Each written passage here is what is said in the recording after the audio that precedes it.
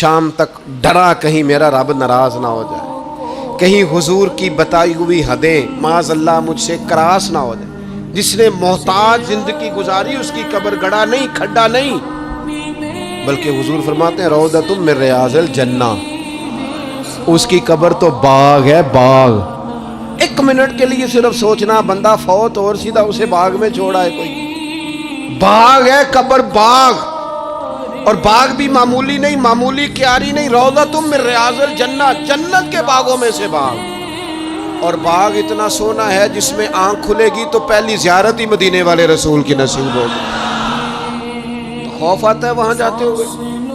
پہلے بھی میں نے کہا تھا، پھر کہتا ہوں، وہ مرحوم آسی نے کہا تھا آج پھولے نہ سمائیں گے کفن میں آسی، وہ قبر کی رات ہے ان سے ملاقات کی رات، آج تو ملاقات۔ تو یہ جو عقیدہ آخرت ہے یہ انسان کو بزدل نہیں کرتا، بہادر کر دیتا ہے۔ جو لوگ عقیدہ آخرت نہیں رکھتے بزدل ہو جاتے ہیں، اور لازمی طور پر بزدل ہو جاتے ہیں۔ اسی طرح یہ جو عقیدہ آخرت ہے یہ صبر و تحمل پیدا کرتا ہے انسانی زندگی میں، ٹھہراؤ پیدا کرتا ہے۔ انسان محسوس کرتا ہے کہ کل دنیا یہ نہیں، آگے بھی اللہ بڑا کچھ عطا فرمانے والا ہے۔ اس کے مزاج کے اندر تحمل، بردباری، سکون رہتا ہے۔ یعنی نہیں بھی اگر کسی مظلوم کو انصاف مل سکا دنیا میں تو وہ پھر بھی بے صبرا نہیں ہوتا، وہ ٹھہراؤ کا شکار ہے۔ اسے پتہ ہے قیامت کے دن بھی ایک عدالت لگے گی، اللہ کی بارگاہ میں جانا ہے۔ نبی پاک علیہ الصلوۃ والسلام نے فرمایا اگر سینگوں والی بکری نے بغیر سینگوں والی بکری کو تکلیف دی ہوگی تو قیامت کے دن اسے بھی بدلہ دینا پڑے گا۔ تو یہ تحمل پیدا کرتا ہے، انسان کو ایک حوصلہ ہوتا ہے کہ ساری عدالتیں یہاں نہیں، قیامت میں بھی لگنی۔ جب انسان عقیدہ آخرت رکھتا ہے نا تو پھر اس کے لیے نا رب کے رستے میں خیرات کرنا بڑا آسان ہو جاتا ہے۔ پھر نہ وہ محسوس کرتا ہے کہ میں نے سارا کچھ یہاں کے لیے جمع نہیں کرنا، کچھ میں نے وہاں کے لیے بھی جمع کرنا ہے۔ وہ پھر اپنی آخرت کے لیے کچھ نہ ایک بینک آخرت کا بھی بنا لیتا ہے، اس میں بھی کچھ نہ کچھ جمع کراتا رہتا ہے۔ اسے پتہ ہوتا ہے کہ میں نے اللہ کی بارگاہ میں حاضر ہونا ہے، وہاں کی بھی کچھ نہ کچھ تیاری۔ نبی پاک صلی اللہ تعالیٰ علیہ وسلم نے بکرا بھیجا گھر میں ذبح کرنے کے لیے، تو سرکار تشریف لائے سر شام، تو فرمایا کیا بنا؟ عرض کی یا رسول اللہ صلی اللہ تعالیٰ علیہ وسلم سارا بانٹ دیا ہے، محلے داروں میں، رشتہ داروں میں، غریبوں میں سارا بانٹ دیا، بکرے کی ایک دستی صرف بچی ہے، آپ کے لیے رکھی ہے۔ تو حضور نے توجہ کیا دلائی، محبوب نے کس طرف رخ کیا؟ حضور فرمانے لگے اپنے اہل خانہ سے، ازواج مطہرات سے، کریم فرمانے لگے عائشہ وہ جو تم نے بانٹ دیا ہے نا وہ سارا ہی بچ گیا ہے، وہ سارا ذخیرہ ہو گیا، وہ جمع ہو گیا ہے آخرت کے لیے، وہ ہمارے پاس بچ گیا ہے۔ یہ جو تم سمجھتے ہو نا یہ بچا کے رکھا ہے، یہ تو ہم استعمال کر لیں گے، وہ ہم نے سیو کر لیا ہے، وہ بچ گیا ہے۔ حضرت ابو ذر غفاری رضی اللہ تعالیٰ عنہ اپنے خادم سے کہنے لگے کہ مجھے پتہ چلا ہے یہاں فلاں جگہ کچھ غریب لوگ آئے ہیں، تو اس طرح کرنا جو اچھا اونٹ ہے نا میرے اونٹوں میں سے اچھا اونٹ وہ ذبح کر کے نا تو ان سارے گھروں میں تقسیم کر دو، جتنا گوشت وہاں بھیجو گے اتنا ہی میرے گھر میں بھی بھیج دینا۔ آپ کا وہ خادم کہتا ہے میں نے اپنی سمجھ کے مطابق اچھا اونٹ ذبح کر کے گوشت بنا کے میں نے بانٹا، اور میں نے اس طرح کیا کہ وہ حضرت ابو ذر غفاری کے گھر بھی اتنا ہی گوشت بھیجا جتنا تمام غربا کے ہاں میں نے بانٹا تھا۔ شام کو جناب ابو ذر غفاری اپنے اونٹوں کے باڑے میں آئے جہاں باندھا کرتے تھے اپنی حویلی میں، تو آ کے دیکھا کہ وہ سرخ بہترین اونٹ جو سب سے بہترین تھا وہ تو کھڑا ہے۔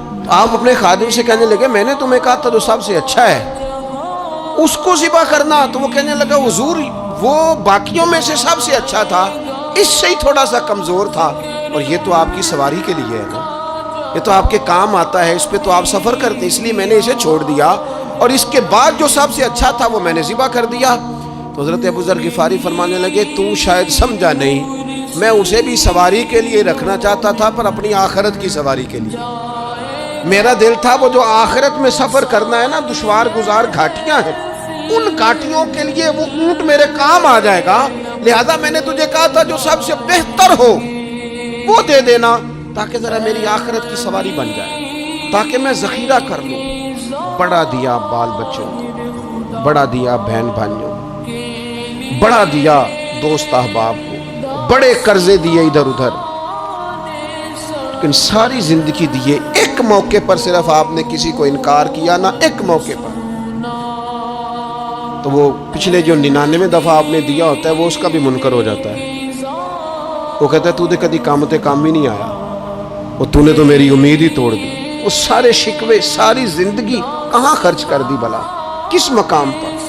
اور یہاں حال یہ ہے کہ حضور فرماتے ہیں جب تو صدقہ دیتا ہے تو رب اسے اپنے دستے قدرت میں لیتا ہے، اور اس طرح تمہارے صدقے کو پالتا ہے جس طرح تم اپنے گھر میں بچڑا نہیں پالتے. اس طرح صبح قیامت تمہیں وہ نتیجے کے طور پر پلا ہوا صدقہ ملے گا. ہم اپنی آخرت کو چونکہ اس لیول پر یقین نہیں لاتے الا ماشاءاللہ، لہٰذا اس کی تیاری کے لیے ذخیرہ نہیں کرتے. اپنی آخرت کی تیاری کے لیے ذخیرہ کریں اور کوشش کریں کہ اور یہ عقیدہ اپنی اولادوں میں، اپنے متعلقین میں، اپنے احباب میں اس کو راسخ کریں. کوئی نہ کوئی بات عقیدہ آخرت کی، قیامت کی ضرور اس کا تذکرہ کریں. ان باتوں کو اپنی زندگی کا حصہ بنائیں. اگر عقیدہ آخرت نہ ہو تو دنیا کی ساری چیزیں ویسے ہی لوگوں کو عجیب لگنے لگ جائیں. اگر کوئی قیامت ہی قائم نہ ہو تو مظلوم رہ گیا، ظالم نے تو پھر ظلم ہی کمایا، وہ تو پھر دندناتا پھرے گا. تو رب کہتا ہے اَيَحْسَبُ الْإِنسَانُ أَن يُتْرَكَ سُدًى، کیا انسان سمجھتا ہے کہ اسے یوں ہی چھوڑ دیا جائے گا، کوئی اسے آزاد ہی چھوڑ دیا جائے گا، کچھ پوچھا ہی نہیں جائے گا؟ صبح قیامت سوال ہوں گے، رب کی بارگاہ میں حاضری ہوگی، اللہ کے حضور سوالات کے جواب دینے ہوں گے. لہٰذا اپنی زندگی کے اعمال کو مرتب کرتے وقت، کوئی بھی کام کرتے وقت ایک تصور ضرور ذہن میں رکھیں کہ مجھے صبح قیامت اس کا حساب دینا ہے. یہ جو جواب دہی کا تصور ہوتا ہے یہ انسان پر پہرے دار ہوتا ہے، یہ اس کو مضبوط کرتا ہے، اس کی عقیدے کی بنیادیں اس کے عمل کو طاقتور کر دیتی ہیں. لہٰذا عقیدہ آخرت اپنے بچوں میں، آنے والی نسلوں میں. آپ دیکھیں حضور نے یہ عقیدہ آخرت مضبوط کر دیا تھا نا، تو پھر سیدہ فاطمہ الزہرا نے کچے مکان میں ساری زندگی گزار دی. پھر محبوب پاک نے دیکھا کہ وہ اونٹ کے بالوں کی بنی ہوئی چادر اوڑھ کے چکی پیس رہی ہیں. تو محبوب نے یہ نہیں فرمایا کہ اللہ آسانی کر دے گا، اچھا وقت آ جائے گا تو فکر نہ کرنا، یہ مشکل نہ. محبوب کریم نے فرمایا فاطمہ دنیا میں تھوڑی مشقت برداشت کرو، اللہ آخرت کی ساری سعادتیں آپ کو ہی عطا فرمائے گا. گویا کریم نے فرمایا آپ کو یوں ہی زندگی گزارنی ہے، یہی طرز رکھنی ہے، اسی طرح ہی آپ کو وقت گزارنا ہے. جو آرام کا وقت ہے وہ اللہ تعالیٰ جنت میں عطا کرے گا. عقیدہ آخرت کی مضبوطی. تھوڑا سا ہمارے ایک بڑے قریبی دوست تھے، بڑا میرا ان سے پیار تھا، 34.5 سال عمر، خود ہارٹ اسپیشلسٹ ڈاکٹر. لیکن یہ پچھلے ہفتے وہ مریضوں کو چیک کر کے نیچے آ کے دفتر میں بیٹھے ہیں. ایک تو لوگ کہتے ہیں نا ہسپتال پہنچ جاتا تو شاید بچ جاتا، تو ہاسپٹل کے اندر ہی تھے اور ابھی چڑھتی جوانی، 34-35 سال عمر. لیکن کمال یہ تھا کہ میرے جیسے کئی لوگوں نے بھی آنسو اس لیے بہائے کہ اتنی چڑھتی جوانی میں اتنے خوبصورت ماحول کے اندر بھی انہوں نے مزاج خیر خواہی کا بنایا ہوا تھا. ہر شخص سے حسن کلام اور رب رسول کی طرف اپنا لگاؤ، نماز کی پابندی. جب بھی حال پوچھنا تو کہتے تھے اللہ اور اس کے رسول کا فضل ہے. تو اپنی زندگی میں جن لوگوں کا تصور آخرت مضبوط ہو جاتا ہے وہ کئی دفعہ جلدی بھی سمٹ کر چلے جائیں تو ان کے حق میں رحمت والے فیصلے ہوتے ہیں. اللہ تعالی ہمیں سمجھنے کی توفیق عطا کرے.